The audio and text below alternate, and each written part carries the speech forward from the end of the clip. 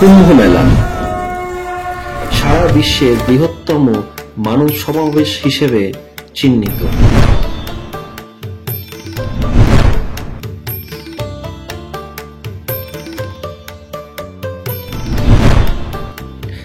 এই সমাবেশে নাগা সন্ন্যাসী অঘরী বাবাদের ভিড়। সেই একই জায়গায় পাওয়েল জবস, সুধা মূর্তি, নবীন জিন্দাল, অনুপ জালোটা, হেমা মালিনীর মতো সমাজের উচ্চ শ্রেণীর মানুষরা সেখানে কেন আইআইটি পাশ করা একজন বৈজ্ঞানিক মনস্ক ছাত্র আশ্রয় নেয় কুম্ভের ভিড়ে? কি এমন আছে এই কুম্ভের অন্তরে? এর উৎপত্তি বা কবে থেকে আর কোথা থেকে? চাইনিজ পর্যটক হুয়েনসাংই বা কি করে জড়িত এই কুম্ভের সাথে? এরকমই নানা অজানা কিন্তু প্রতিষ্ঠিত সত্য কাহিনীকে ঘিরেই আমাদের আজকের এই ভিডিও। পুরোটা না দেখলে কিন্তু এর মাহাত্ম্য অনুভব করতে পারবেন না, এবং শেষ অবধি শুনলে ভারতবাসী হিসেবে নিজেদের ঐতিহ্যের উপর আপনার গর্ব হবেই।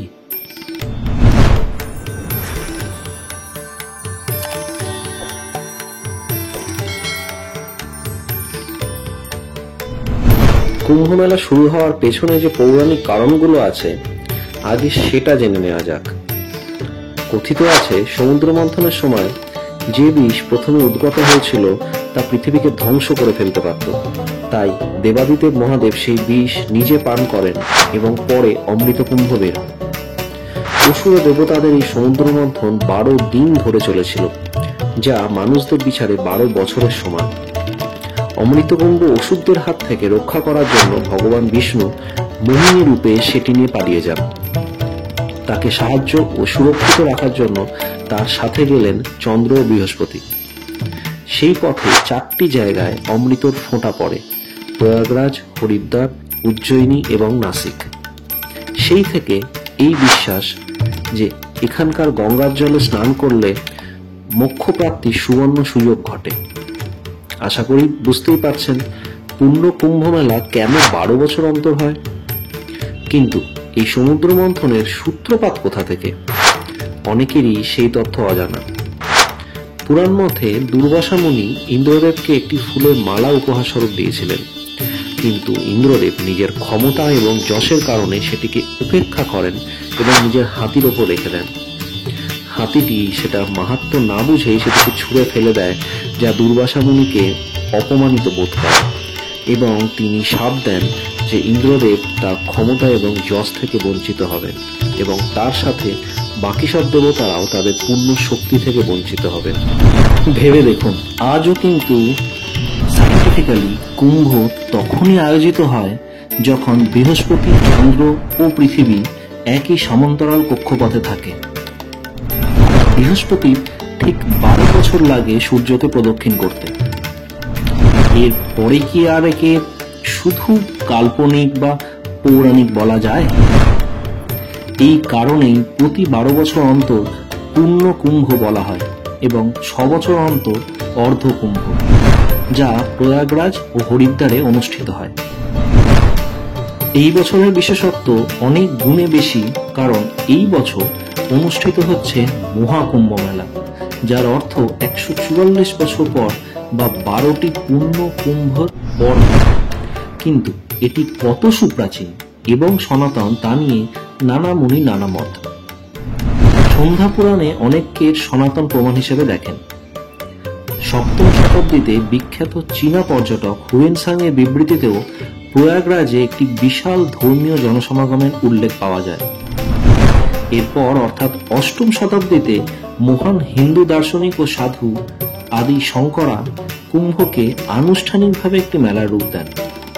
তিনি চেয়েছিলেন হিন্দুদের দর্শন, ধার্মিক ও আধ্যাত্মিক মেলবন্ধন দেয়া নেয়ার মাধ্যম হয়ে উঠুক এই কুম্ভ মেলা। তার দূরদৃষ্টির পরিণাম আজ সাধুদের বিভিন্ন ধারা, যেমন বৈষ্ণব, শাক্ত, সবাই এই কুম্ভে মিলে মিশে একাকার হয়ে যায়। এত লোকের জনসমাগমকে সুষ্ঠু ও নিরাপদভাবে রাখতে সরকারকেও বহু ব্যবস্থাপনা করতে হয়, যেমন থাকার জায়গা, যাতায়াতের ব্যবস্থা, পুলিশি নিরাপত্তা, জলে যাতে কারো বিপদ না হয়, এরকম আরো অনেক। এর জন্য সরকারের 6,990 কোটি টাকা খরচ হলেও এই কুম্ভের জনপ্রিয়তার কারণে 25,000 কোটির আয় হবে এমন আশা করা যাচ্ছে। এই সময় ওখানকার সব হোটেলস, গেস্ট হাউসেস ভর্তি থাকে। এই বছর 1.5 লক্ষেরও উপরের তাঁবু, 2018টি হোটেল, 204টি গেস্ট হাউস এবং 90টি ধর্মশালার ব্যবস্থা করা হয়েছে, যা ইতিমধ্যেই সব ভর্তি হয়ে গেছে।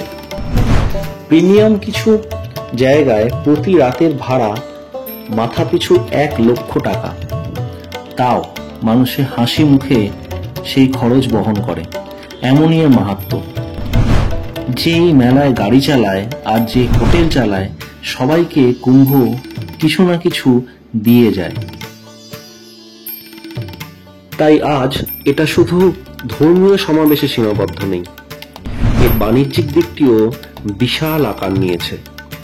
কিন্তু তার মধ্যেও যে আস্থা এবং বিশ্বাসের বাণী আমাদের পুরাণ সময় থেকে আজও বয়ে চলেছে গঙ্গার মতো, যার শুরু ও শেষ নেই। আছে শুধু অপার্থিবের খোঁজ আর বিশ্বাসের শিলমোহর। বিজ্ঞান আবিষ্কারের হাজারো বছর আগে যে সত্যের খোঁজ আমাদের পুরাণ বেদে বর্ণিত আছে, কুম্ভ মেলার নক্ষত্রগত অবস্থান, ঐতিহাসিক পুঁথি বারবার সেই দিকে ইঙ্গিত করে।